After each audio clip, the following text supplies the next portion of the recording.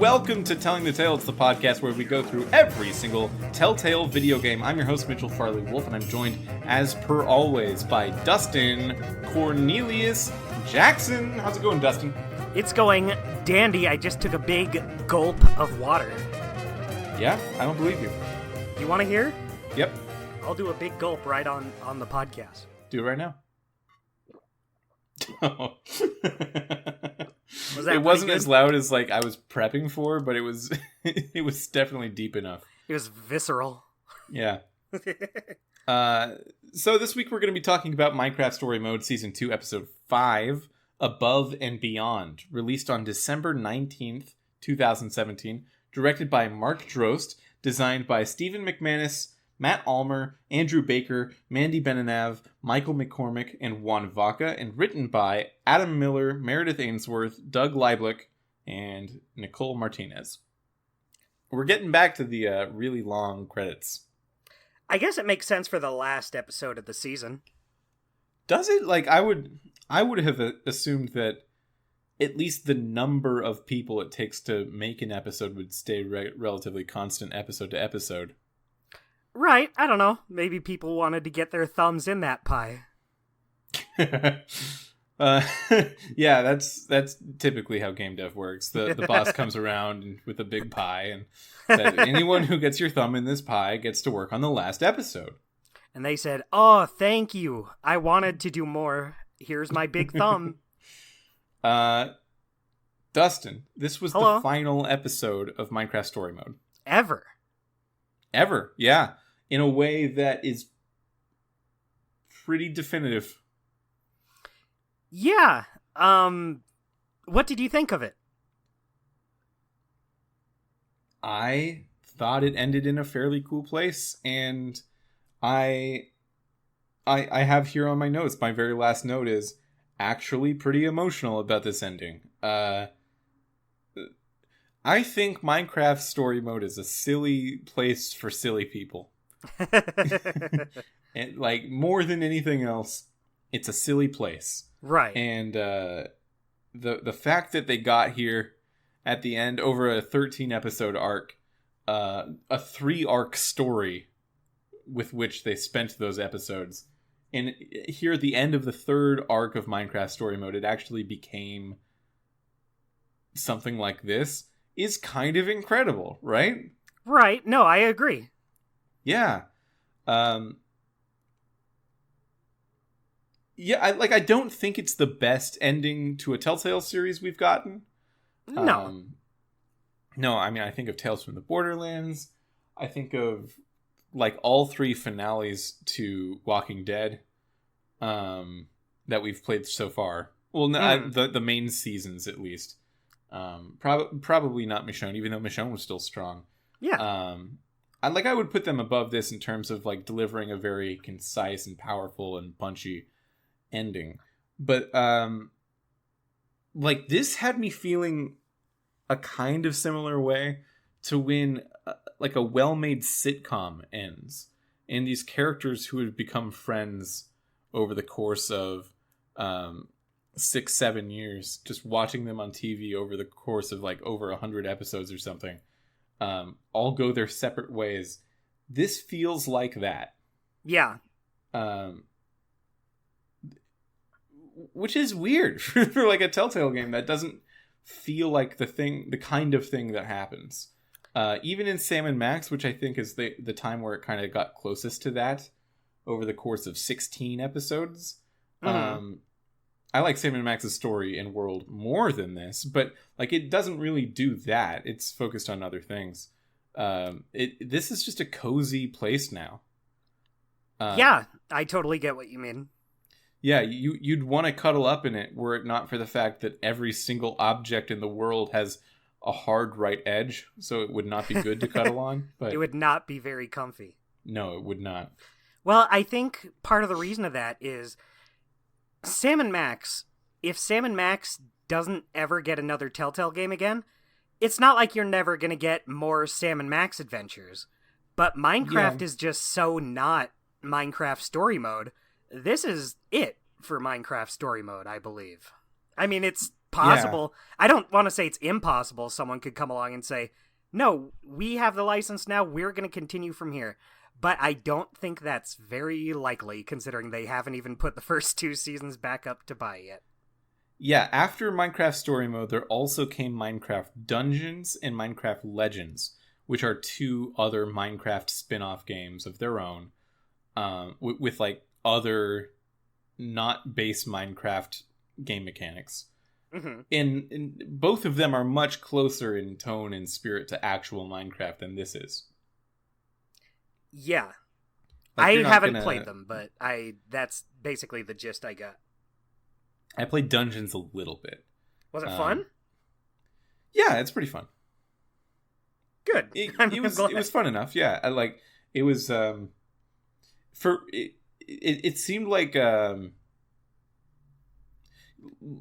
you know the gameplay style of it? It's a Diablo like, right? It's like a top down kind of dungeon crawler, mm-hmm. and it does make me wonder, like, where's this going? And and then it kind of doesn't go. But it's fun enough. Yeah, it's neat. Have not played Legends. I kind of don't understand what sort of game that is.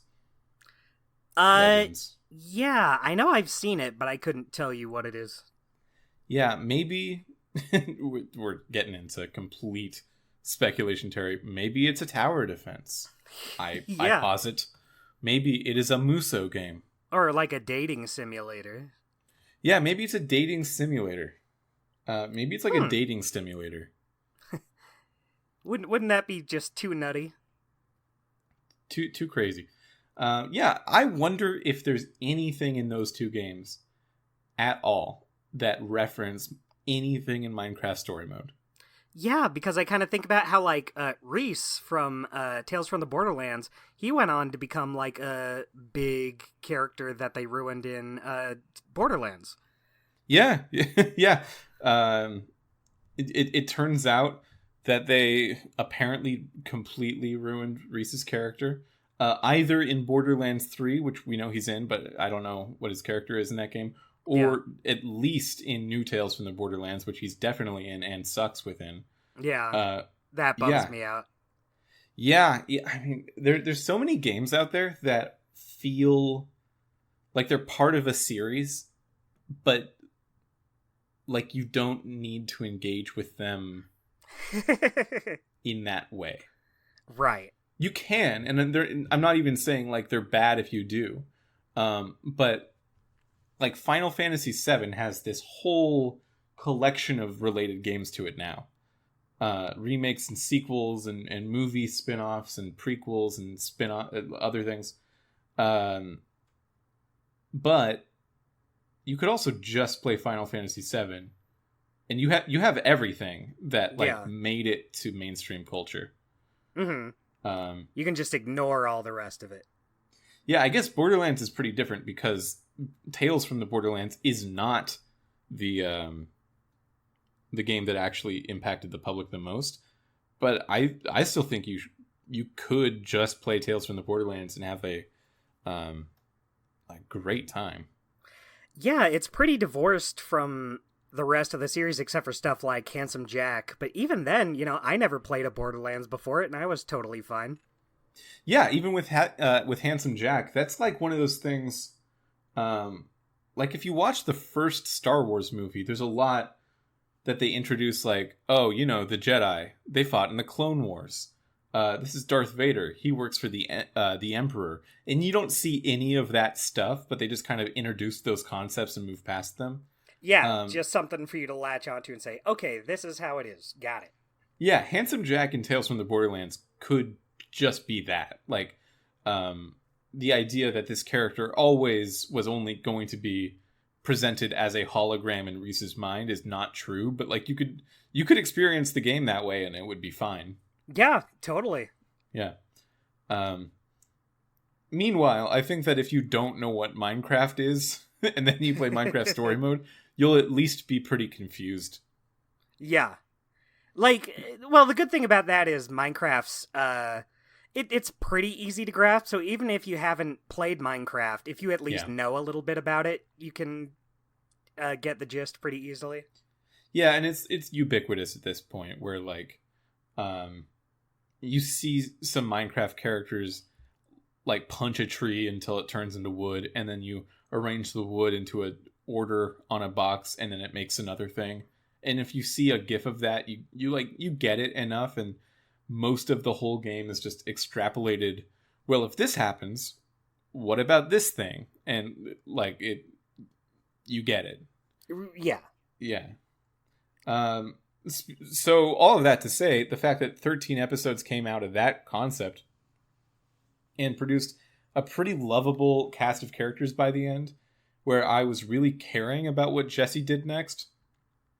Outstanding, right? Yeah, no, I totally agree. I mean, I was talking to you about it last week when we first started Minecraft Story Mode. I never would have guessed. Like, I was not that excited to play it. Even by the end of Season 1, I was like, yeah, it was okay. It got better. But now I'm like, yeah, I am going to miss these characters in this world. Yeah, that first arc of the story just did not hit with us in a way that either of the subsequent two arcs did. Yeah. Because the second arc was just kind of a bunch of silly one-offs that were fun and endeared us to the characters. So in the third arc, Season 2, when they came back to a slightly more serious thing and were trying to do something epic again, all of a sudden we had this deeper attachment to the silly characters, and we actually want to see it through, and you can take characters in more interesting directions that way. And what they did with the character of Romeo throughout this season is, I guess, not that unique, really. But it works. It's just a solid, like, fantasy D&D kind of story for that you imagine you might have your friends go through a campaign with you.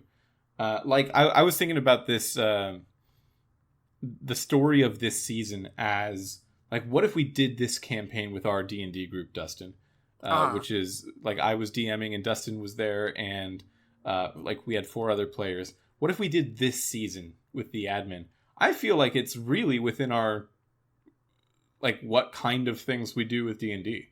Yeah, totally. I totally agree. I mean, all of these are kind of standard adventure story tropes, but you know, I feel like it being done in Minecraft does kind of help give it a little uniqueness. Like last week, going to the town under the bedrock. Or even this week, just the fact that it's in Minecraft at least gives it a different sort of spin on it, which is, I think it still makes it worth playing and enjoying. Yeah, like the way they build those mechanical things into storytelling, it was my favorite thing back when we had just finished Arc 1, and it's like still remained my favorite thing. Like Bedrock is where you're supposed to not be able to dig further. It's the bottom of the world. So they don't just need to infinitely render downward forever. Right. So when there's a town that's under the bedrock and it's revealed like the world you've been on is the administrator's second attempt, they just like set up a layer of bedrock in the sky and then built up from there. That rings kind of scary. And then Romeo in this episode decides like, yeah, and I'm going to do it again. And starts layering a third layer of bedrock above the sky of their world. And like that starts to make these stakes, which never really felt that strong, you know, like you're gonna win the day, you're gonna beat Romeo, it's gonna be fine. Right. But like that use of that mechanic, I think, makes a familiarness to within the player of like, oh, how wrong this could go. And that's pretty it's pretty clever. It's a good use of that mechanic. I would not have thought of doing it. I think I would have just accepted the reality of the world that there's nothing under the bedrock, and then like just built the world that way. Yeah, and I would have just not done it. I would say, I haven't played Minecraft that much. I'm not going to do a story mode for it. I just don't seem like the guy for that. You made a bad call coming to me, I think. hey, you can always come to me, and I'll do a bad job for you. You heard it, everybody. Yeah, I will let you feel bad you chose me. You'll have to won't live with protect your you from that. consequences. Yeah. Well, I tried telling you I wasn't the guy, but you said do it anyway. Yeah, so like I was actually really excited to play this episode. I played it early. I played it maybe 2 days after we recorded our last episode. Mm-hmm. So I was jumping. I was jumping at it. I was wanted running to play... around everywhere. I was so excited. You were clapping your hands and feet together like a little baby on Christmas Day. I was screaming around, just screaming obscenities at anyone who would listen. Moving your head all around. Yeah, no, I was hurting my neck with my excitement. And yeah, like it just feels like a nice... I guess we're kind of circling around saying the same thing multiple times in different ways, but it feels like a nice capper on what really became a very charming installment in Telltale's history. And especially knowing the fact that like the first season of Minecraft Story Mode sold very well, and then the second season of Minecraft Story Mode was one of the things that led to the company's demise. That's a bummer, right? Like that is a bummer. That most people played the beginning of this thing and not the end. Mm-hmm. They didn't play it when it got good. Yeah, that's really sad, actually. Mm-hmm. I guess that's why we do this podcast. Yeah, I'm glad we are. I'm glad we are going through all these. I never would have played Minecraft Story Mode Season 2, let alone... I wouldn't have done even Season 1 if it weren't for this podcast. I'm glad I did. Yeah, what other modes could Minecraft have? Like a kart racing mode. Oh, Minecraft racing mode? We could... Yeah. Yeah. They're in, like, the minecarts. Yeah, and they just go the speed they go on the tracks. Yeah, there's no winning. If you're in first, you win. Yeah. You just stay in first. And in first, yet again, is Jesse. Yeah, you could do a racing game. Yeah, I think maybe you build a car. It's nuts and bolts, actually. It's Banjo-Kazooie just nuts and bolts. Minecraft car maker game race. Yeah, because Nuts and Bolts came out a year before Minecraft. Isn't that crazy? There is some a little bit of design crossover there. Mm-hmm. They're like bring blocks. it all the way around. Bring it back. Yeah, you know what? I feel like that would actually work. They're owned by the same people, so they just could do it. They could make Minecraft Nuts and Bolts. They would not have to ask around for the rights. And you know what? It would land a lot better than it did in Banjo-Kazooie, too.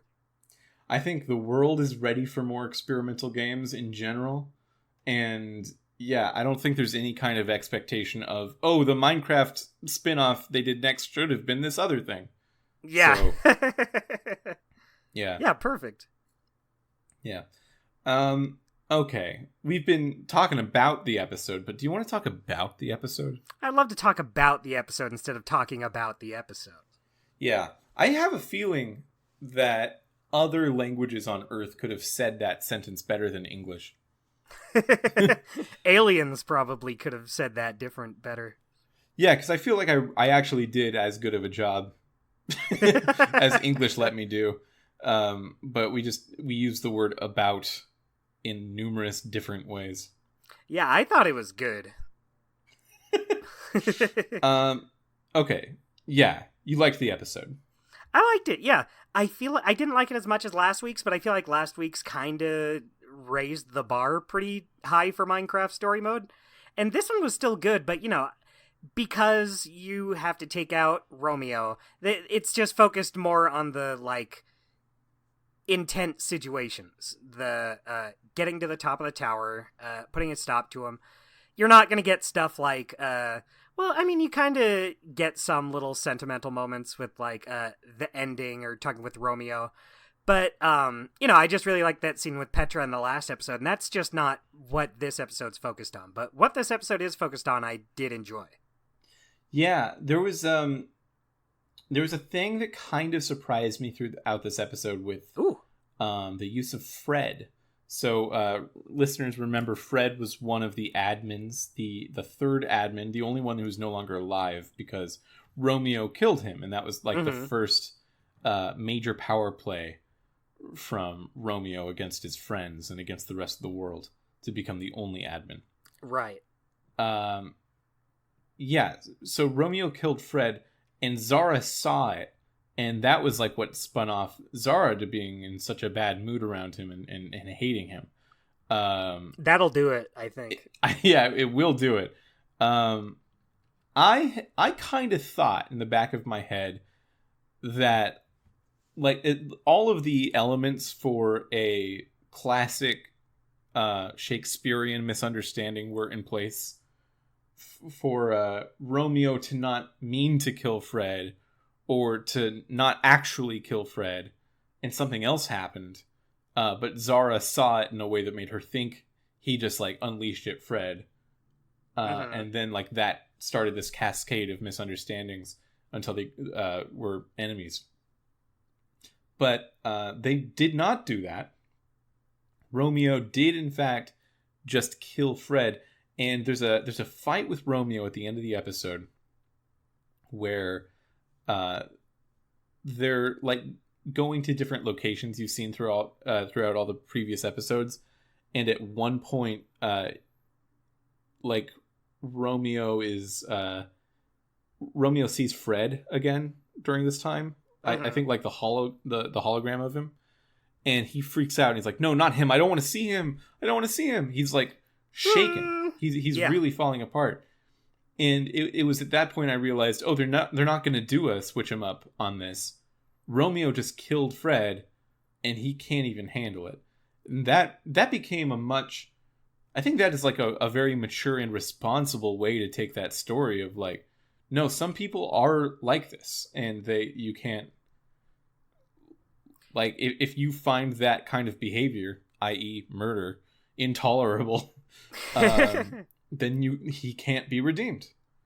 Yeah. You can choose to not forgive, but like give him a less severe punishment than like death or whatever. You can choose to do that, but really, can he be redeemed? Like, probably not. That's he killed his good friend and one of the admins of the world, and a number of other people just in the in the attempt to be friends with people.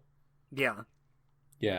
I feel like a lot of other stories, especially I don't want to call it like games for kids, because anyone can play this game, but a game accessible to a younger audience, they would do exactly what you said. It's like, oh, it was just misunderstandings. He didn't really kill Fred. Oh, it's fine. But I do think it is cool that they just said, no, this guy did kill this guy, and he does feel bad about it. Yeah. I mean, I'm just glad they didn't go down that easy route of, oh no, everyone's fine. It's really not just games for kids. Like, Shakespeare did that a few times. Right. Across his plays. There's a lot of like Romeo and Juliet is the classic end misunderstanding switch 'em up of in that case it's the misunderstanding for tragic reasons where Romeo thinks Juliet dies, so he kills himself, and then Juliet wakes up and sees Romeo die, so she kills herself, and then they do that. What if they just went back like 30 times, and Romeo wakes back up like, oh no, oh shit, oh no, I better do this again. Oh, no. As soon as one passes out, the other wakes up, and they're like, oh man. But the idea of like a character that you think is the bad guy is only seen as the bad guy because there was a misunderstanding about that. That's super classic. You could do it all over the place. But like, if you are making the point about abusive friendships, that I think that's the sort of circular core of this season story. Like, it's about overbearing friendships and asking too much of your friends, and what that's like, right? What the impact of that is. And I gotta say, I feel like it don't get more abusive than killing them. Yeah, it's the most. Like, you show Romeo in this light so that you can admire the relationship between Jesse and Petra, or Jesse and Lucas, or Jesse and Radar, or Jesse and Axel and Olivia a little bit deeper. Because, like, that's who it's actually about. But the Romeo, super aggressive, overbearing friendships between himself and Fred, or then himself and Zara, or then himself and Jesse, are like, they're turned up to 11 so you can understand the concept a little bit better for when it comes to a more subtle thing. And I think it's done quite well. Yeah, totally. Yeah, here, maybe we should summarize the plot to a degree. Good thinking, Mitchell. I like that. That's what I like about you. You think come about back stuff from like the underneath the bedrock, and you land in Beacon Town, and everything's just very like Nazi Germany, pictures of Hitler everywhere, except instead of Hitler, it's pictures of Jesse, because Romeo has taken Jesse's face and vibe and made people think it's him. They're setting up like Jesse Con. Yeah, and Romeo is ruling the town with an iron fist, and he's doing it with a lot of fear. And there was this one aside that was like maybe a lot too much. Yeah, I know. That's like one of my first notes. I'm hesitant to say it's actually too much, because like it's impactful. It makes a good point, but like there's in the first episode of this season, you walk by this like pig farmer who's just like displaying his pigs for like a county fair or something. And he's like saying, he asks Jesse like, which one's your favorite? Which one gets the blue ribbon? And you get to pick one. And then in this episode, for whatever reason, Romeo as Jesse has come to the farmer and forced him to kill the pigs and sell the pork. And you go there as actual Jesse after that, and the farmer just goes, I did what you said, Jesse. Would you like a bite of Squeakums? Or maybe he's just breaking down about the fact that he had to kill his three best friends, these pigs. And he wants Jesse to eat them. That is a lot. It's quite distressing. It's really a lot. Yeah, Jesus. And it, so you see him kill the pig. Well, you don't actually see him kill the pigs. It like cuts away right before he's about to. Oh, man, it just leaves it to your imagination. Yeah, well, we got that information that Eric Sturpey, who was one of the leaders of this game in season 1, did not like the choice that some of the other writers went with killing off Ruben. And he's not involved here. He was not one of the names that I read off. We're gonna kill more pigs this time. Yeah, maybe there's someone, there maybe Adam Miller, for example, or Meredith Ainsworth, who thinks it's way funny to just keep killing friendly pigs who have been named and loved. Yeah, if they got a season 3, they would just have like a bunch of pigs going into a grinder. Yeah, and I think this is way more distressing than Ruben's death ever was, because Ruben was like a team member who sacrificed himself, more or less, to like fight off the evil. That's a heroic death. Yeah, this is needless. Being told. This is being told to murder your friends, the pigs. Yeah, and if you if you talk to the pig farmer later as regular Jesse, and he asks you which one you want to eat, and you have to pick a name. I didn't want to do that because I was so upset by it. So I let the timer go off, and the farmer goes, "Are you telling me you changed your mind?" A little late for that. What a bummer. Oh man. Yeah. Anyway. I just told him, you know what? Maybe you can like farm carrots or something. After he killed the pigs already? Yeah. I don't think that fixes anything. No. Well, what else? I don't think anything's gonna bring those pigs back. Yeah, out of all the magic that you can do in Minecraft, there's got to be some sort of pork revitalization spell somewhere. They gotta get on that next. Yeah, I wonder if Minecraft Story Mode ever comes back, Scene 1 of Season 3, Episode 1 needs to be, like, you're coming out of yet another dungeon with a scroll, and it's just to bring Ruben back to life. Like, I would... at this point, it would be weird to me if they don't prioritize that. This will bring back all those kids. Or, not kids, pigs. Those weird... those weird fat kids. With their pig-like faces. Yeah, they're so pig-like in so many ways that you would really not believe they're just pigs. Man, that would make it worse when you gotta pick them by name. Yeah. Yeah, their names are like Kevin.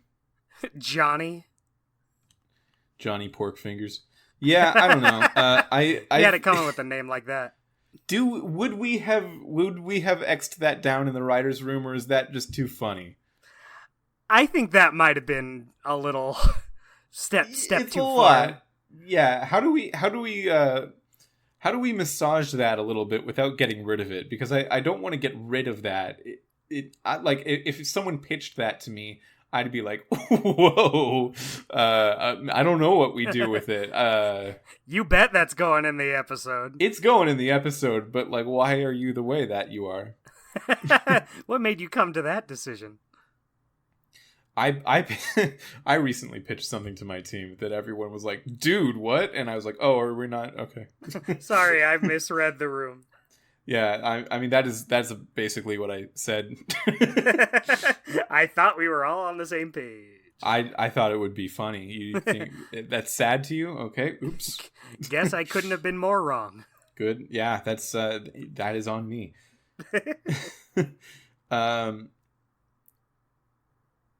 Yeah. So It's hard to know where to go after that. Right. Well, what we were in the middle of talking about was Beacon City is being turned into like a fascist dictatorship. Yeah. But as bad as Beacon City is, it's not quite as bad as Champion City, who we see Romeo completely explode from a distance in order to make his point known to Stella, just on the grounds that Stella might at some point betray him, even though she's done nothing to do it yet. Yeah, as far as he knows, she's nothing but loyal, but he decided, I'm gonna do it anyway. Yeah, and I think between killing Fred, between endangering Beacon Town, between actually committing the most famous terrorist act of all time on Champion City, and the pig thing, we can't like Romeo. Like the game has given us enough material that Romeo has become we all don't like him. Yeah, he's not very cool. I sometimes I think about Ocarina of Time, which is a game I really like, but the bad guy in Ocarina of Time is Ganondorf. Uh-huh. And Ganondorf does some things that are like outwardly evil, like try to take over Hyrule, but like I kind of think that as a storytelling game, Ocarina of Time forgets sometimes to tell you why Ganondorf is evil. It's like the game says, like, hey, this person is trying to take over. You want to stop him, right? This guy sucks. I'm like, well, wait, I forgot. I didn't. In what way does he suck? Yeah, and there's like, they kind of have gone back to the story of Ocarina of Time via like making Wind Waker a sequel to it, making Twilight Princess a sequel to it, and other adaptations like the manga and stuff that explain like, oh, the reason the Redeads are all on Hyrule is because Ganondorf did that, or the reason the Zora have frozen over is because Ganondorf did that. But in Ocarina of Time, I guess some of that stuff is implied, but like the idea that Ganondorf individually was responsible for that is not there. So I think that's thought of as one of the best games of all time by some people. Not really Yeah. me, but some people. And I like it. like it for it to have this like, I do think it's an issue of like, oh man, by the end of the game you're fighting Ganondorf and you're trying to like, you pause the game and just think to yourself, what bad stuff did he do? I don't remember how evil he is.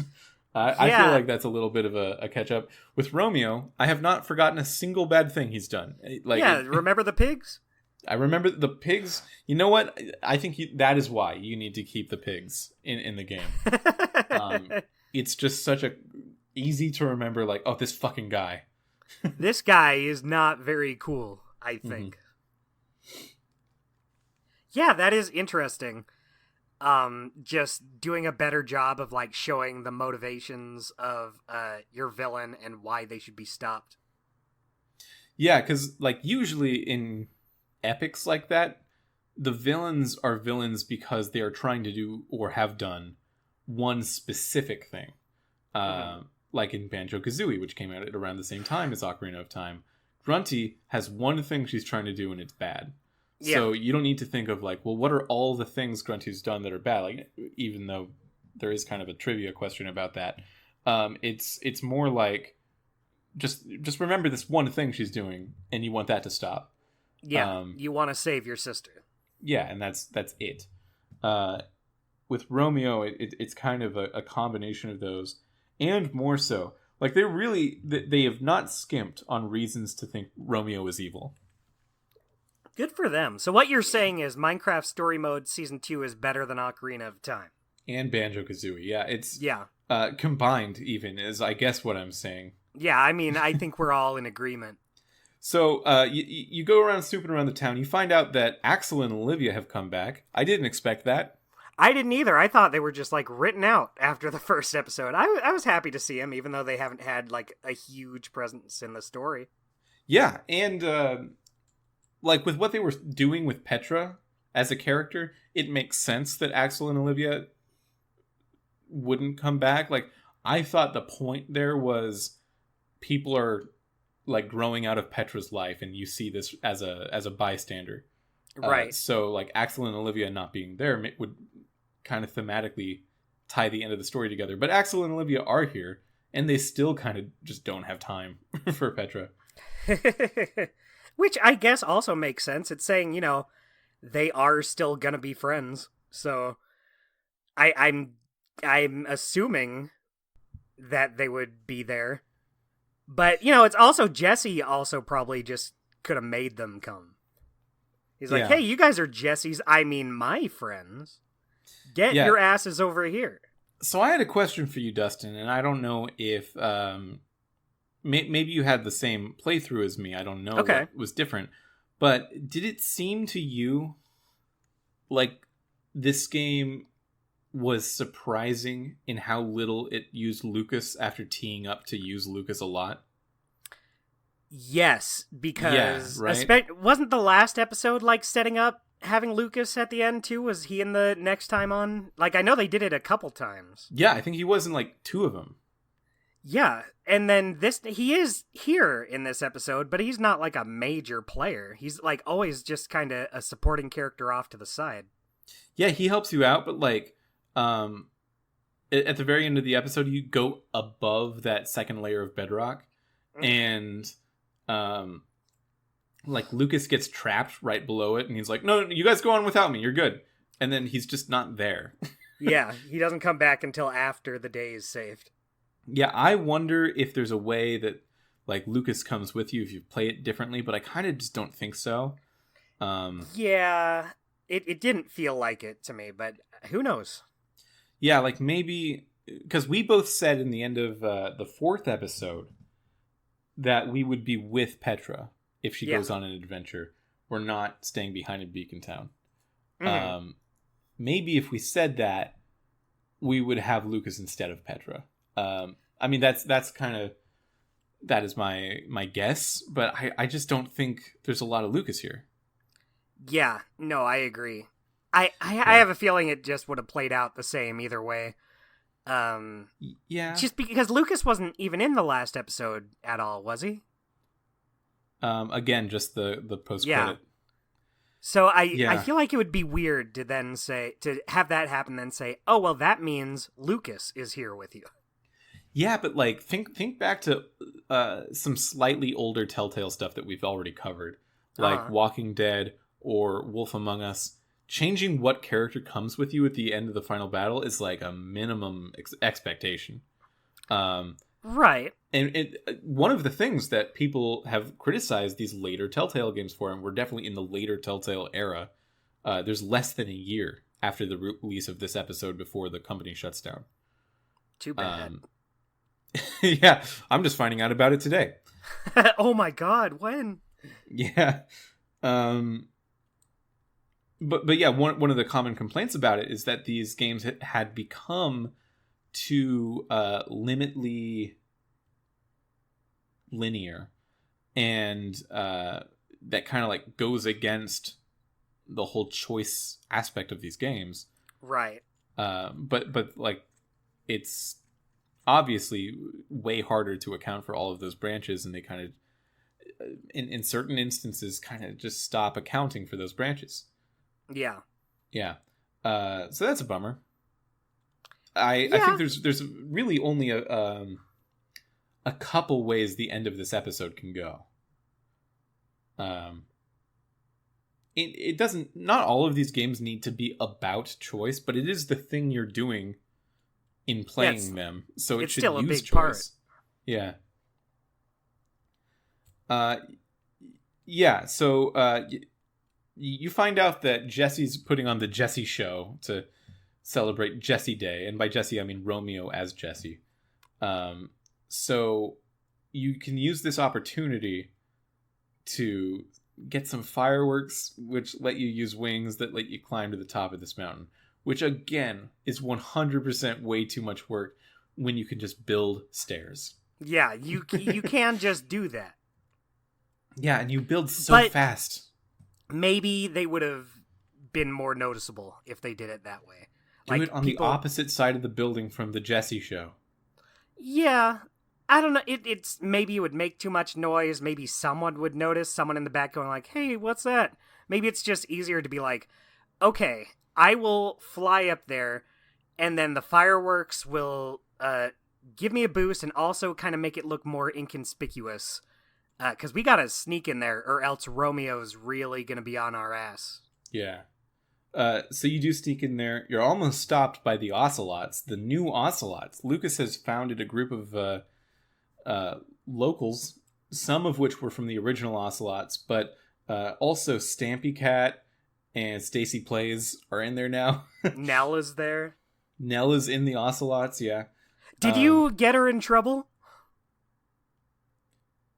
No, I don't think so. I got Nell in trouble. How'd you do it?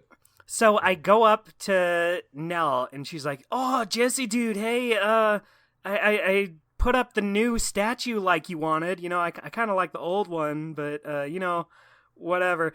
And Romeo, as Jesse, I guess, told her to make a new statue over the one you made in the first episode. Right, I do remember this. Yeah, and I told her, you know what? Because she liked the old one, I was like, you know what? Let's go back to the old one. That was cool. You're right. You played that risky. I was like, yeah, pretend I wasn't here. Yeah. So I got her in trouble because immediately after turning the statue back to normal, the Romeo Jesse comes along and says, "Oh, what the fuck? What did I tell you about this statue?" And then she is just like at a loss. She's like, but you just told me. And then he's like, to the dungeon with you. And I was just like, well, yeah, whoops. You really messed that one up.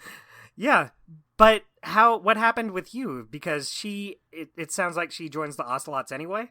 Yeah, I think so. Because I just tell her, yeah, thanks for doing that. I guess I asked you to do that. Cool. Yeah. I did Yeah. not care about that statue. So I liked it. I like the statue I made, but I feel like the way I did it at least feels like there was a reason for her to be there, because when you get there and you're cornered by the ocelots, Lucas says, "Yeah, we freed everyone in the dungeon, and now they're on our team here to stop you." I just assumed that Nell joined them beforehand. I don't know. I guess, but she was down there, and Yeah. then she's up there.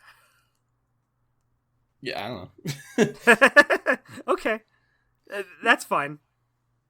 Yeah, I think at this point, if I was one of the other YouTubers besides Stampy Cat and Stacy Plays, from that one episode in season 1, I would start to get a little miffed, like, oh, so if I wasn't killed off, I would just still be in these? Like, I would definitely start getting a little upset about that. Right. Yeah. I like seeing them all, though. I was like, oh, all these old friends. Yeah, I liked that they are,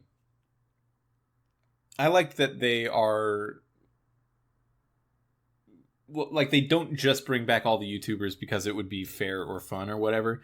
They say like, no, we have lore, we have a canon, so you're dead. Actually, sorry. Yeah, sorry about that. I respect it. I respect that move. Yeah, totally. Same. I like that those two are there. I like that Nell is there. It really did just endear me to this world and these characters by the end. Yeah. So at a certain point, you go up through the tower. You have a conversation with Romeo. I was able to convince Romeo, hey, man, you fucked up. You could have done this differently. And Romeo was like taking that in stride, actually. And he was like, you know what I did? That's a good point. All right. So next time I'll do it differently. And I'll bury this whole realm under the ground. And I'll just do it differently again. Felt like I fucked up that conversation, I guess. But that's probably just what happens. Well, that's interesting because for me, it did lead to that ending as well. But for me, it was more, I didn't tell him he did a bad job. He was just like, it sucks being you. This he sucks does say that to me too, yeah. Yeah, that's what happened to me. It was just like, I don't want to do this anymore. I hate it. All these people keep asking me to do things, and I just don't want to do it anymore. So I'll do better next time. Before we move on, I want to talk about the show that Romeo Jesse was putting on. Okay. Because it's the funniest thing in the world to me. Because, like, theoretically, it should be propaganda, just putting up the concept of Jesse as this fearless, incontrovertible leader. Uh-huh. And it is that, but, like, it's not a play or a musical or something like that. Romeo Jesse just gets on stage and goes, "Hello, look at me.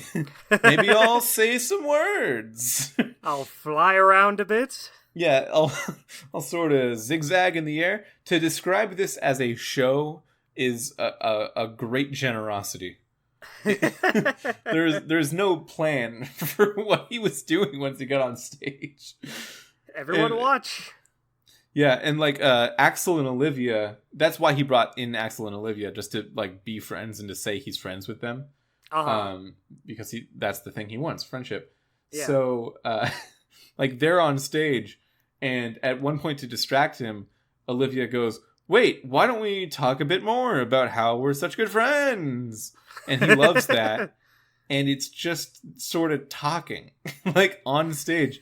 At a certain point, if I was anyone in the audience, I'd think, like, now I know there's a tyrant making us watch this, but maybe we go home.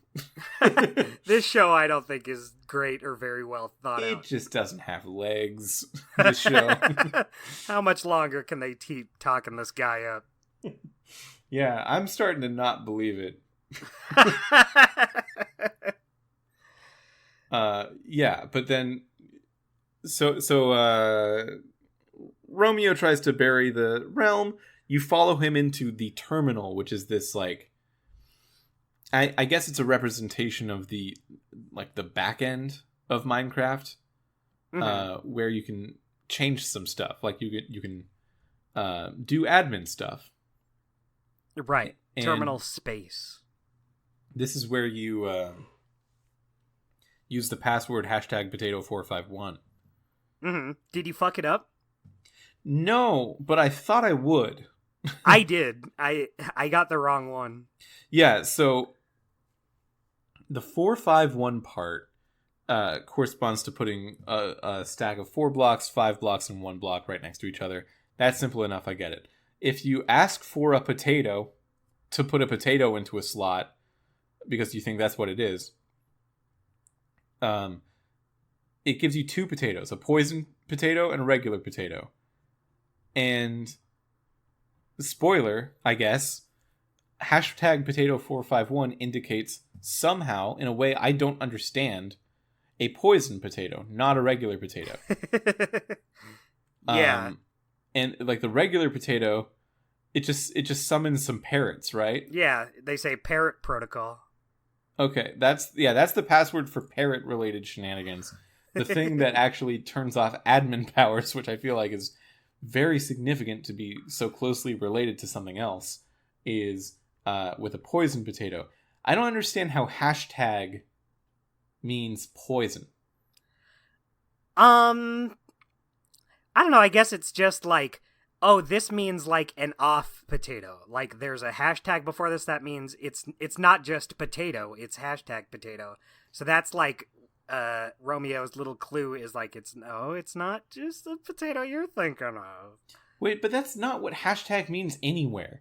That's Right. not. It's just like a little hint. He doesn't want people to do it. He doesn't want people to shut down his admin powers. But it wasn't Romeo's password. It was Fred's. Oh yeah, you're right. That's so right. Maybe he was just having fun. No, I think there's something that I'm not understanding about hashtag, because like hash browns are a potato thing. Like because you don't use the hashtag anywhere else. It's not part of the password. So Right. I think it is somehow an indicator that it's a poison potato and not a regular potato. Yeah, I think it's just saying, oh, that means it's not just potato. It's a something potato. Because there's no other way to do hashtag. So that's just saying, yeah, oh, it's poison potato. Obviously. Wait, hang on. I don't know, I got the logic of it. I'm looking up if there's crafting stuff that you might be able to do with a potato. Uh-huh. Because like maybe the hashtag is the oh my gosh. Did you find something? No. Oh, What I was gonna think was like maybe the hashtag represents the crafting tabletop. Oh. And that would somehow give a hint that it should be a poison potato. Yeah, you were just too clever about it. Yeah, it does not seem like it's that. Right. Nor would it really make sense to be that, because that's like, we've never had to have that much inside baseball knowledge of Minecraft to work. Well, it's fine either way, because it's just 2 choices, and if you get the parrot option, you can just do the other one. Yeah. Yeah. I like the parrots. I like that they just let you do this fun little thing. Yeah, I don't know, man. Using the poison potato or the regular potato, it's got... I thought about giving this my choice cut, because like it's like, oh, it must be beyond me. But I'm giving myself a bit more credit. I think so. I'm deciding to say, like, you know what? I actually should not be able to figure it out, so I won't. I don't know why hashtag means poison. Yeah, it just kind of does. Yeah. But you do that, and then you get into this boss fight with Romeo, which very cinematic. Yeah. I think maybe the most cinematic action we've seen in I feel like in any Telltale game since like Tales from the Borderlands. It's kind of think like, so. yeah, it's just very flashy. Even Batman, which is like a very action heavy Telltale game, doesn't really do this. No, this was fun. I liked like he's constantly going between all his different disguises from the last few episodes. You have that part in Fred's cabin. Just cool. Just a cool little action scene. Yeah, and like he kind of has persistent health throughout each of these little fights with him, so you just keep trying to use the fighting, like the actual fighting mechanic in this game, which I mean, like, it's still not a great combat system compared to a game that is actually focused on its combat system. Mm-hmm. But it's enough to make it feel like, oh, this is a Telltale game with an action boss fight, like an actual one. Yeah, exactly. Like, you're not gonna get like barely any combat from other Telltale games. This one at least has this. Yeah, like the closest thing we normally get is something like in Sam & Max or Monkey Island, where the boss fight is kind of a timed puzzle thing. Yeah. This is not that. This is different. This is much more like just an actual action game boss fight. You have to actually swing that little sword of yours. Yeah. Well, okay, it's not that small. All right. Wink. Yeah. So you eventually punch Romeo's admin power out of his face. Yeah, do we mention the gauntlet? We mentioned it gives you the gauntlet that Fred made to punch his powers out of him. Oh, yeah. You get the golden gauntlet from Fred once you put in the potato password. What a sentence. Yeah. Golden gauntlet, potato password, golden brown mojo potatoes. You know, it's what you expect. Yeah, it's a Minecraft game, you know. So by the end, like the terminal space starts falling down around them because it was held up by Romeo's powers and he doesn't have any anymore. Mm-hmm. So you have an option to leave him there or take him. Did you take him or leave him? I took him. I just, like this guy, he really does not deserve to be redeemed after all the shit he did. Yeah. And Jesse even says as much. He's like, look, this guy did awful things, but I couldn't live with... Yeah, you can leave him there, but Jesse... So I saved him, and Jesse says... I forget who he says it to, but he says, look, he sucks, but I couldn't live with myself if I just left him there to die. And that's kind of how I felt. It was like, this guy sucks, but I don't know. Yeah, so I took him as well. I had Jesse say something more along the lines of... like, he's wronged a lot of people, and I don't want to do that work. He should do it to make things right again.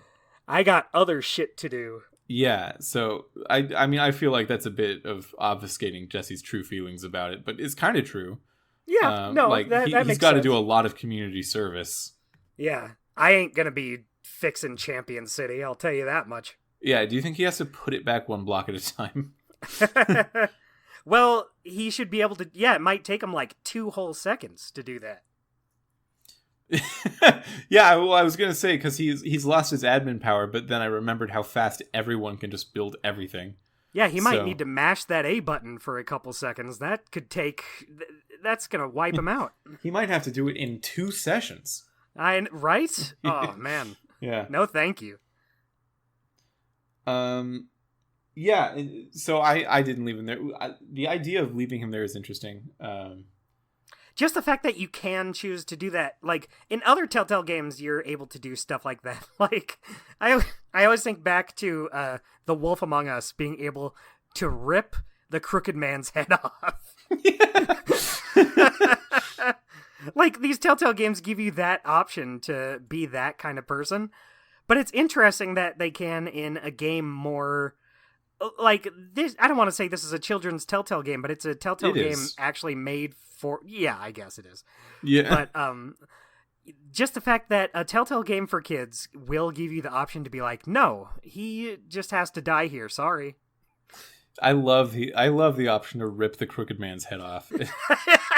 It's so overkill. Yeah. I had forgotten about that until you brought that up. Yeah, so then at the very end of the episode, you have And you've got like little meetings with everyone, saying, to wrapping up their storylines. Ivor wants to go heal the rift between like the OG Order of the Stone. I like that, since that was never like a thing ever brought up. That was just something Ivor wanted to do. Yeah, like there was no talk of Gabriel in the whole episode or the whole season until in this episode at the very end. Ivor goes, "Yeah, Gabriel's been doing some like lone wanderer thing, so I'm gonna go see if he's all right." Yeah, that's cool that he just wants to be a better friend to people now. Yeah, and you know, we were talking about this in the last episode. Soren from the original Order of the Stone, he was kind of teed up to have this extra story, especially through the second arc of the game where you don't see him anymore, but like you find books by him all over the place where he shouldn't have been. Maybe this was also teeing up like, okay, really, we're gonna go back to the OG Order of the Stone stuff. This time for sure. This time for sure, and then, you know, of course, there will be no more Minecraft story mode. Right.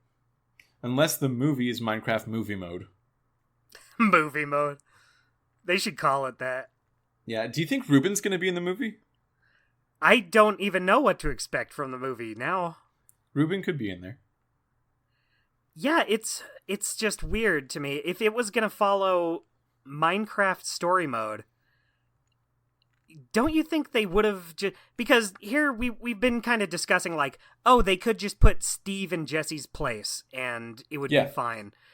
But if they were going to do that, don't you think they would have still gotten like maybe Patton Oswalt instead of... Didn't they get like No, Jack I don't Black? think that. Oh, really? I mean, I think that for a movie of this kind of blockbuster scale, you don't just get whoever was doing the roles before. You get the biggest people you can get. I guess. I don't know. Patton Oswalt's he was in Ratatouille. I think if he's the star of if Steve is the star of this movie, then Jack Black makes a hell of a lot more sense than Patton Oswalt. And they're both like kind of within the same genre of actor a little bit, kind of. Right. So I understand that a lot more than... All right. Yeah.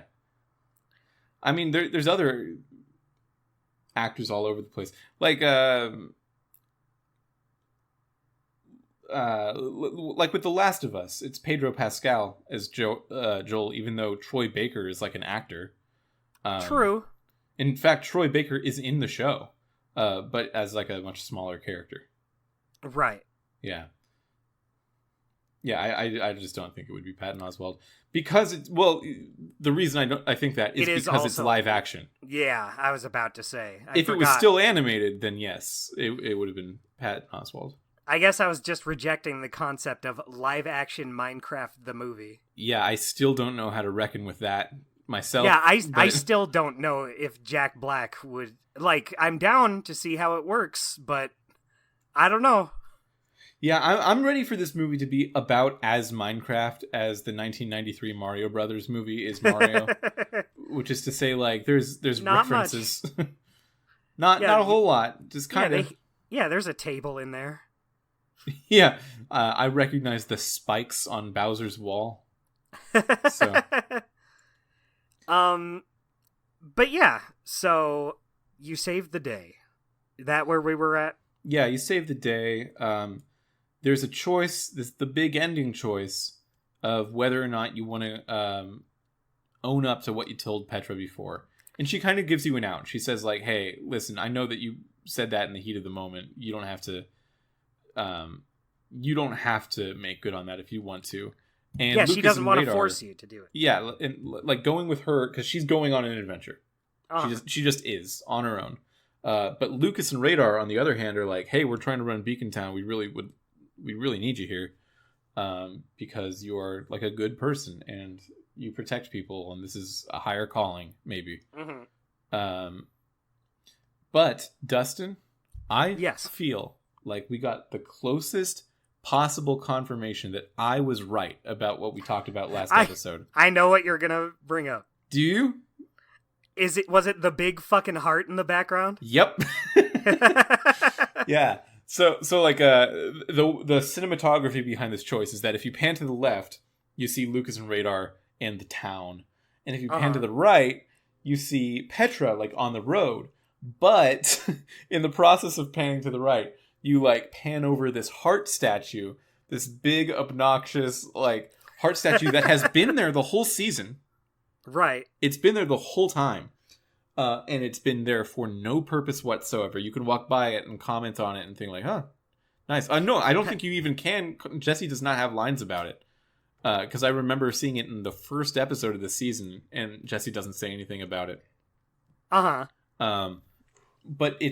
I really think it is just here to do the closest thing this universe has ever approached to romance. Yeah, I mean, it's hard. Petra as the romantic option. It sucks that it's very hard to argue this because they put a gigantic fucking just heart structure there. Well, sometimes I know what I'm fucking talking about, Dustin. I guess you do. I guess you're on your ship of right and we're just all floating out here in the sea of wrong. I'm not saying that any two characters in these kinds of games that have grown close together are romantic. I'm not saying that. It shouldn't be that way, and it isn't that way. I am right about Petra. Yeah, like I said, I guess I can't argue. When they just put a giant heart in the frame, like perfectly just there between Jesse and Petra, I guess you just gotta give it up. Yeah, and my choice at the end of this episode, almost primarily just because I was excited about being right about it, I, of course, went with Petra. Right. I mean, I also went with Petra. Of course I'm going to go with Petra. I said I would. Yeah, I mean, I think staying in Beacon Town is... It's a much more... I understand the importance of that choice a lot more than I did when I said that about Petra last episode. But yeah, it's a giant heart. It's a giant heart indicating the romance of it. Yeah, I guess that just takes away any subtlety. Yeah, yep. Which is fine. You know, I said if that's what they were going for, that's also cool.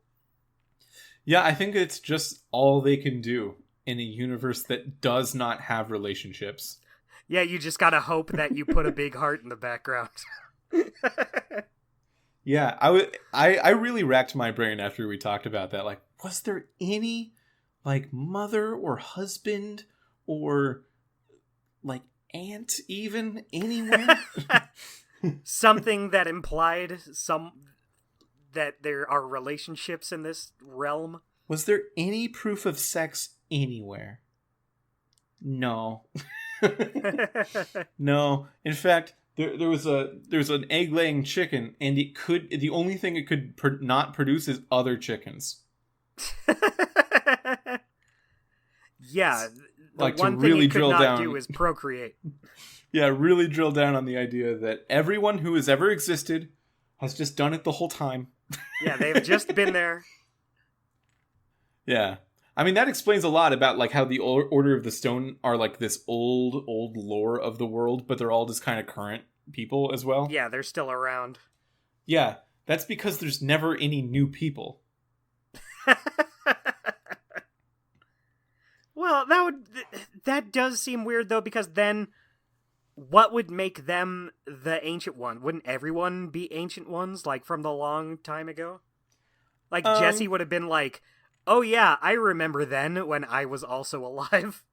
I don't know. I mean, there's people I went to high school with who I feel like they've been doing the adult thing basically since they graduated. And I'm only kind of feeling the adult thing really now. Or for the last like 3 or 4 years maybe.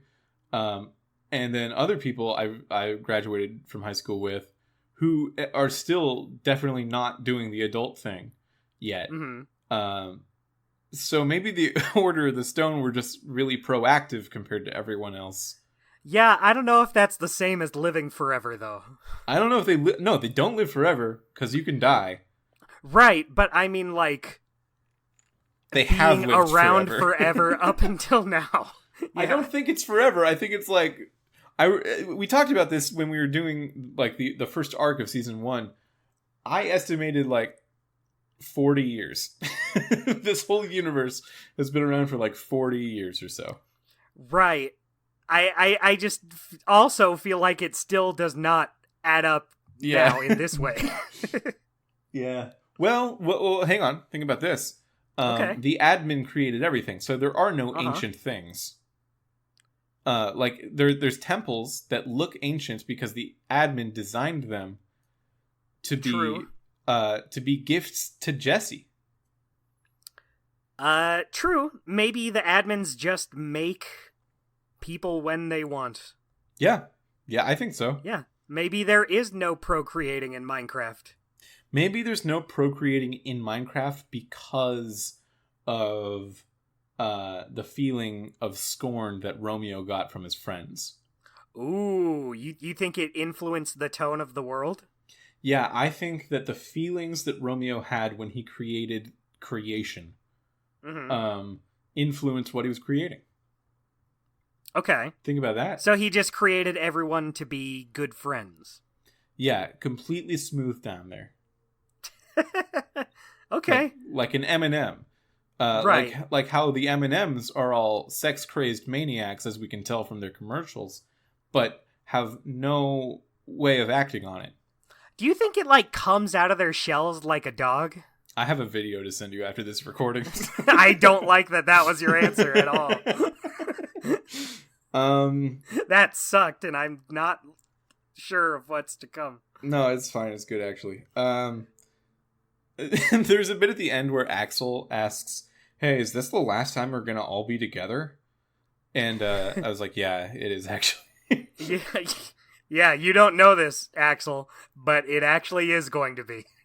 Yeah, I have confirmation from just over 6 years in the future, and it is. It's actually going to be the last time any of us see anything.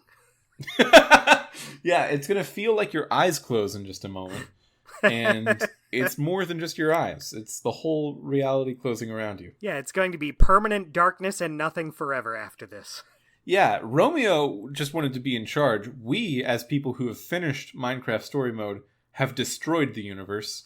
We are the ones who have actually doomed them. Yeah. I mean, yeah. Man, I feel a little bad about that. Anything else we want to talk about before we head into our segments? Segmundos, as they say. Segmundos! Across the border. Just like a couple small things. Stella was really funny in this episode. Yeah. I like when you're trying to get the fireman workers' uniforms, and you're talking to her, and she's like, "Man, this sucks. Why didn't you tell me first?" And you can just say like, we seriously just did not have the time to tell you. And she's like, "Oh, I see. Didn't want to endanger me with the mission, huh?" Wink. And Jesse's like, "No, we just didn't get around to it yet." and then, like, from that point onward, she's really laying it on thick. She's like, "I'll have you know I'm a tremendous actor. I can act like I'm assisting Romeo." Yeah, she's and she like, really just I'll doesn't exit help. this way. Yeah, she doesn't do anything. I'll use my acting skills to preserve the status quo for no reason. Yeah, I feel like she was a breakout star of this season. Just every time she showed up, I was like, "You're a funny person." I I think that's a good call. That's like a really Dustin friendly character. Yeah, she's great. She sucks the whole time, but like in a way where it's not like really setting you back. It's just every time you talk to her, you're like, "This is the kind of person you are," I guess. Yeah, I don't know. Between all of the new characters, I don't like too many of them from this season. I like them. I don't like Radar. Well, Radar ends up saving the day today. Yeah. Kind of. Yeah, no, that's true. We don't have to he talk about it. brought that big Enderman. Okay. And that Enderman fucking snaps the Guardian's neck. Yeah, the Endermen are a very powerful presence, and I guess he's got a pet giant one now. Yeah, and he just comes up and is like, "You are a dead Guardian guy now. You don't get to go on." Yeah. That was cool. I liked Radar enough. I know you're not a big fan of him, but Yeah, like I like Jack and Nerm. I was like, I like these guys. Jack is fine. I don't know. I was just mostly, I do like Romeo and Zara. Like I cared about that story. I was a little upset we didn't see any Zara this episode. I would have liked to have seen. It just kind of says, Romeo's gonna try to make things at least right between him and Zara. I think she should have had like at least a little scene. Yeah, like something along the lines of what we got with Ivor, right? Just something in the end that would have been good. Yeah, I love that guy. I love Ivor. He's another one you don't care for. I think he's fine. It's all fine. It's all fine. Yeah. Let's see, what else? I guess that's it. I think one of my last notes was, whoa, it broke the Guardian's neck, so I guess that's really it. Oh, there's a few choices at the end of this episode. So you did go with Petra. I'm guessing you did not say Radar should be in charge. I said they should put it to a vote.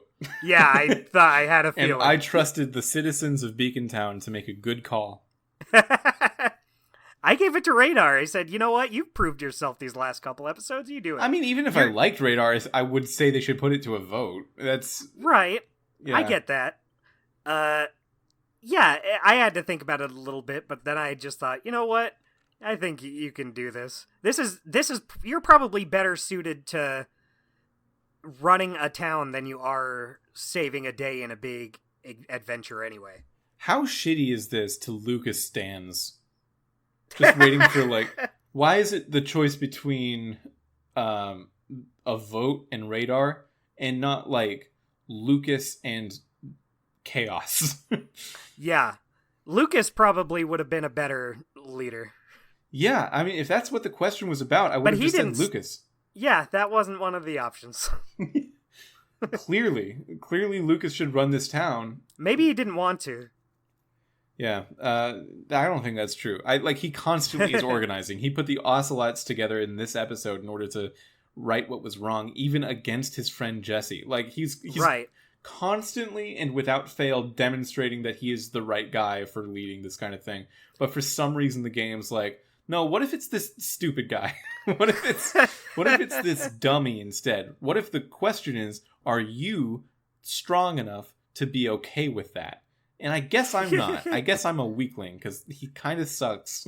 I said, nah, you got this. You let a big Enderman here and saved us. You can run a town, I guess. Segments?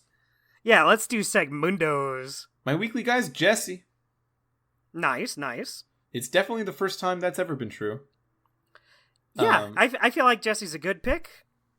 I mean, in these big finales, it kind of feels weird to not have it be, like, the main character, because they're the one who is doing a lot of this stuff. Like, yeah. they're the ones driving this big climax, so it just makes sense. It could have been Romeo. I did put Romeo. Okay. I'm glad you did. It's a good choice. It's a good choice. I think he both had a show, are the breakouts. Him having a show that is just sort of like, okay, I'm here. What do you want to talk about? My good friends? It's like stand-up comedy adjacent, but in that it's not comedy. It's not jokes, but you are on a stage talking in front of people. Yeah, I have a microphone. That's basically it, right? Well, now watch as I am good friends with these two. Watch us be friendly. Yeah, it's... there's a lot of good stuff like that, which is why I was leaning toward Romeo. But yeah, you get like good moments where it's like you get to have this conversation with Romeo too. You get the scene with him in Fred's cabin. And then I just kind of liked seeing him just be a normal guy who's not in Virtual Boy colors. He's just kind of a regular asshole. Yeah. Ginger. Yeah. I gave it to Jesse because Jesse really is a blank slate kind of character for good reason. You can choose Jesse's presented gender. You can choose everything they say. You can choose how they act. You can choose how advantageous they are about scoring from side quests and things. Right. They are the player's avatar. And for Jesse to get to a point where they did by the end of season 2, I think is really impressive. Yeah, totally. Like I was thinking about that moment in at the end of episode 3 of this season, where there were like the group of ghasts on top of the maze, and firing at you. Yeah, and he called down to the other people and was like, "Do not come up here. I'll take care of this myself." And he does. Like that is a far cry from where we left Jesse in season 1. Yeah, totally agreed. Yeah, and like how he makes choices for himself, I guess by virtue of the player making those choices. It is cool. Like when I was able to leave the responsibility of taking care of Beacon Town just to go adventure with Petra because it's something that I thought he would want to do, I was able to. Yeah. Where I feel like other past versions of Jesse, before we got to this point, would have been a little paralyzed by the responsibility and inability to say no. Right. Yeah, so a huge jump for Jesse. Impressive arc with that character. Yeah, he would be my second pick after Romeo, and then after them, Stella. After Romeo and Jesse, I would pick Pig Farmer. Man, what a scene. Yeah. That's going to go down as one of the memorable Telltale scenes, I think. Well, speaking of, our next segment is Golden Moment. So, I did not pick the Pig Farmer scene, but I feel like I should have. Because, boy, what a scene. I wrote down Romeo fight with a question mark, and then in parentheses, maybe the Pig Farmer, though. Yeah, I did go with the big showdown. I just thought, like, it was cool visually. You see a lot of, like, he's constantly switching back and forth between his different looks. Like, when you're beating the hell out of him with that gauntlet, you see him, like, struggling to maintain a form. He's, like, switching back to, like, Vox. Was his name Vox? Voss, that's it. Yeah, he's... that was cool. I like the scene with him in Fred's cabin. It was just cool. It was just a cool little showdown. Yeah, it was really cool. And like during the whole fight, Romeo's doing a little bit of monologuing, but it's not quite that like villain. Let me explain everything monologue, because his motivations and like backstory are fully explained. It's not a mystery at this point anymore. What he is, what the admin is. So it's much more in the form of a conversation he has with Jesse, because deep down he really expects what a person, or he respects what a person like Jesse can do, starting from a humble place and without any like supernatural powers, just become loved and become exciting and become strong and adventurous. So he's having this conversation, usually saying something along the lines of like, you don't even understand how weak you are compared to me. But you can tell like, oh, he respects Jesse. It's a good moment. But I think it's the Pig Farmer. Yeah, boy, that one just really catches you off guard and then just keeps building on it afterwards. Yeah, like everyone's like, oh, thank God, all the citizens of Champion City, they were like evacuated, so they're okay. We can rebuild the town. There's 3 pigs that are not coming back, though. Yeah, they're just gone. They're done for. They're pork chops now. Yeah. Romeo can't fix that. No. And it might be one of the things where he's like, oh, I don't feel bad about that. They are pigs and mean nothing to me. Yeah, I mean, I do think we needed the pork, so that's fine. Yeah, people need to eat. Yeah, of all the evil things I did, I don't really think this is one of them. I think, I don't know. And I could definitely see him not owning up to this one. Yeah. Choice cut. What's yours? You go first. Mine was just the end with going to Petra or the town. It's kind of to be expected that's like the last biggest ending changiest kind of choice. Right. Yeah. Yeah, what was yours? Mine was who should Luna the llama stay with? Oh, yeah, I forgot that was one of the choices. Yeah, that one I really was like, because with Petra, I was like, oh yeah, I know what I'm doing. But this one, I was like, wait, should I? Like, Stella's been pretty bad, and she's saying, yeah, Luna wants to stay with you. You've been so nice to her. I was like, oh my god, what's the right thing to do here? And I chose to let her stay with Stella. I think it's better that they build their relationship up again, especially if I'm just going to be going with Petra anyway. Yeah, I did not feel as conflicted about this as you. Stella said, I think that you should stay with Luna. And I said, no, I think you should take care of your llama. I don't want it. I don't need this burden on me. Yeah. Yeah, I'm trying actually to travel lighter. So yeah, for me, I was like, would I be better at this? Like, if Luna wants to come with me, that makes sense. No. Yeah, I didn't. Yeah, I just said it makes more sense for you two to like just try to be a better owner for her. It seems like you're already kind of trying to. So it just makes sense that you two stay together. And that one actually did have me be like, what should I do here? Whereas with Petra, I was like, yeah, obviously I'm going to leave. I'm not going to stay. I'm housing my friend's cat for a weekend next weekend. And yeah, it's even agreeing to do that much. I can't just accept a llama from someone permanently. Right. You don't even want to watch a cat. Yeah, I feel like Stella introduced this concept of maybe you taking Luna in order for her to have something to say at the end when all the friends are talking. Just to interject herself. She's like, what can I have him choose about? Oh, he could have my llama? That's all I really got. Yeah, he could have my Bluetooth earpiece or my llama. I guess the llama would be more emotionally connected for him. So, those are the two things I own. Right. Well, I mean, before that, it seemed like Luna, like, she did like Luna even if she treated her badly. So it made sense that she was important to her, but knows that, like, yeah, Jessie would be the better person for her. And then just for Jessie to go, no, you're, like, trying. You can do this. And then she's like, I guess I could do this. You know, I this is a big difference in the 6 years between when this came out and now. Because, Bluetooth headphones. Yeah. You don't see them too often anymore. Bluetooth headphones. That's what I was going to say. Not really, no. Why not?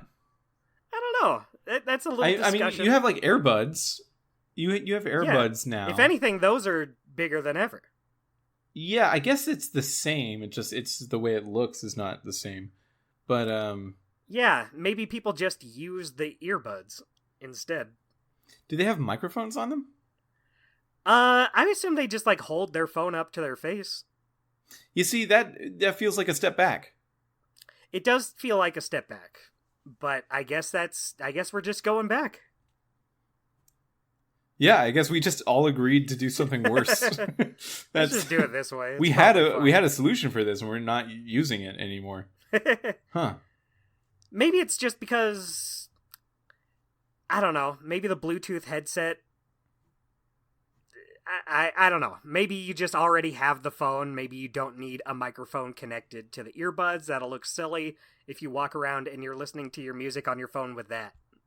I think you still need to fish something out of your pocket in order to use it for a call then. Which is like, that's what I would want to prevent. Right. I don't know. Huh, yeah. I don't know how. I can't decide how the world works. You have more power in it than you think. That's how I live my life, Dustin. You can affect more things than you have the instinct to assume you do. Right, but I'm too busy. That's not it. I got this podcast to do. I can't be going around saying people should use headsets, actually. I think you could not possibly pay me to care whether or not people still use Bluetooth headsets. You know, one of the reasons I think that we've gone back on that is just like every rom-com every like cartoony depiction of a businesswoman who doesn't have enough time to understand the true meaning of Christmas has like one of these Bluetooth headsets in all the time. And then when they finally learn to take a load off and like respect the smell of pine trees in the Hallmark Mountains, they take the headset off to signify that they're not still thinking about work. Yeah, So, we're gonna connect with our families now. yeah, even though like the headset really was not the problem, and maybe I'm getting a call from my dad that I'm excited about. Yeah, you could use the headset for that. Yeah. Man, they really fucked over the Bluetooth headset market. Yeah, I honestly think maybe the reason we don't see that as much... Excuse me. I think the reason we maybe don't see that as much is just because of the fashion of it all. Yeah, that might also be it. Yeah, so like we've converted to these worse machines that only do half the job because we didn't want to be seen as being good at it. We didn't want to be seen as having the better machine because it was unfashionable in Hallmark movies. I didn't want people to look at me and say, "Oh, he doesn't have the Christmas spirit." Yeah, I really didn't want people to look at me and think that I care about my job. That I enjoy the time I spend putting in to make a living, and I'm not like depressed by it. That person, not a family man. You can tell from his headset. Yeah. Isn't it wild that there's like a whole brand, a very successful brand of like Christmas themed rom-coms that are all dependent on the idea of like, oh, you think about your work a lot? That's bad. You should want to spend your life doing something you don't like. Have you ever seen The Family Man? Oh, you couldn't be possible with this question. How could I know if I've seen that or not? With a name like that? It's called The Family Man, and it stars Nicolas Cage, and that is basically the story. Is like he was gonna get married to this lady, but instead he left for like I forget where he was going, but anyway, he ended up becoming like a super successful businessman who never got married, and he kind of let that life pass him by. And it's kind of like, here's what your life could have been. Like a guy shows him like, here's what your life could have been if you stayed with her. And it shows like he has a family, he has children, and it's a much more modest life than he ended up having. He's not rich, but he was very happy with that family. And by the end, he was like, I wanted this life, not this other business life. The wife is very hot in that movie, and that's my takeaway. Oh, okay. Yeah, that's it. Yeah, whenever someone that I've known from other stuff previously sort of starts cycling around the like Hallmark movies, and that's like the main thing they do, I get a little sad. Yeah. DJ Tanner from Full House is in all of them now. Mm-hmm. Well, you know, I guess like it's a good if niche. And if she's like comfortable doing it, if she lives a good life, that's all she can ask for. Yeah, Victoria Justice. Do you know Victoria Justice? Yeah, she was in that one show, right? Victorious, yeah, and was in like Zoe 101 back in the day. Right, she's one of those types. Yeah, well now she's a Hallmark type. She's in all the Hallmarks. That's okay. what she's doing these days. Gotcha. Yeah, and like, I could see someone being stuck there.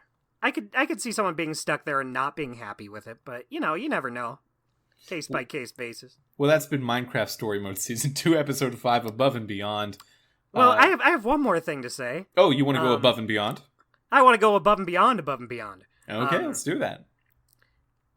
So we've kind of talked about it before, but, you know, this is the last episode of Minecraft Story Mode. And that is a little sad because I feel like almost everything else Telltale has done has lived a life beyond this. And I feel like this is one of the only ones that won't. Like, Sam and Max obviously gets to do, like, they had that VR game, they're having these remasters. Even if they didn't, you know, Steve Purcell still does some stuff with them every now and then. Monkey Island just had Return to Monkey Island, which gets to reference Tales of Monkey Island. But what is going to happen in the future that will ever call back to this? The this is giant movie starring Jason Momoa and Jack Black. We'll see. I guess we will. You're right. We don't know that it's for hard sure. to know. It's But, possible. the scuttlebutt is that he's playing Gabriel the Warrior. That's weird. That is weird. That might be it, but I guess that's something. But I don't know, it is a little sad that's like these games don't get to stay up on the store, and Minecraft is going to keep going probably without anything here. While other Telltale games kind of do get to be referenced and live on afterwards. And I will be a little sad if if I never see Petra again or Jesse again. Yeah. But I'm glad it was able to kind of rise up to be something worth talking about. Because, we said it many times. I never would have thought it would have been after the first half of Season 1 of Minecraft Story Mode. I never would have thought to care at all. But now I do. I never would have thought to care. Phil Spencer, as the head of Xbox, makes a lot of decisions that you may agree or disagree with. Does he ever? But one of the things that like they kind of do every once in a while is like, remember when they made that remaster of Phantom Dust? And just put it out there and it's free and you can have it. You can just have Phantom Dust. And like the reason I don't really remember why they made it free, because it's finished and it's a remaster of Phantom Dust, but it felt like the reason they did it was just like, oh, we forgot to know how to sell it. I don't know. We just have it. I have a feeling that Microsoft will put out seasons 1 and 2 of Minecraft Story Mode again at some point. Yeah, and maybe it will be to coincide with the movie. Maybe it will. Maybe they're like waiting on The Wolf Among Us 2 to see if the current like Telltale can handle that kind of thing, because they would need to work with them. Probably. I guess we'll see about that one. Yeah, I really don't know, but they might be waiting a long time. Yeah, man, Wolf Among Us 2. There should be news. Telltale about it. Yeah, please. I would love just to let us know. Yeah, I'm getting nervous. Getting nervous, frankly. Yeah, but that was the episode. That was the episode. I have any more. Okay. Yeah, I don't have any more points unless you do. No, just to say we're gonna come back next week with the first episode of Batman: The Enemy Within. Ooh. Yeah. Batman, The Enemy Within. Enemy Within rhymes with Batman. You're so right. That rules that you would say that. Yeah. We're starting that. That's the second and final season of Telltale's Batman games. That's just going to be another 5-episode season. So please join us as we jump into that. Remember to subscribe wherever you listen to podcasts. To us, you will find us there, and you can subscribe to us there, just in order to make sure you get notified when we start doing other things. With this episode in the can as it were is the podcatcher of choice for me. I get my podcast from the can. We are canned goods, one might say. Yeah, well, with this episode being a canned good, we now only have 9, maybe 12 with Hector. Yeah, we'll see. We'll really... we keep talking about it. I guess we can't just not do it. I think we gotta. Yeah. Yeah, we can do it. So there's 12 episodes left. Fuck. All right. Yeah. Mitchell gritting his teeth. God damn it. Yeah, so I guess we'll just talk about this on air. Figure it out. Do we want to do Batman: The Enemy Within, and then the 3 episodes of Hector, and then finish it up with The Walking Dead Season 4? I think that's a good plan. I have no qualms with it. Okay. Yeah, sounds good. So meet us back, and we'll get back into the world's greatest detective's pants as we control Batman in next episode of Telling the Tale. Have a great summer. I can't wait to get into those pants.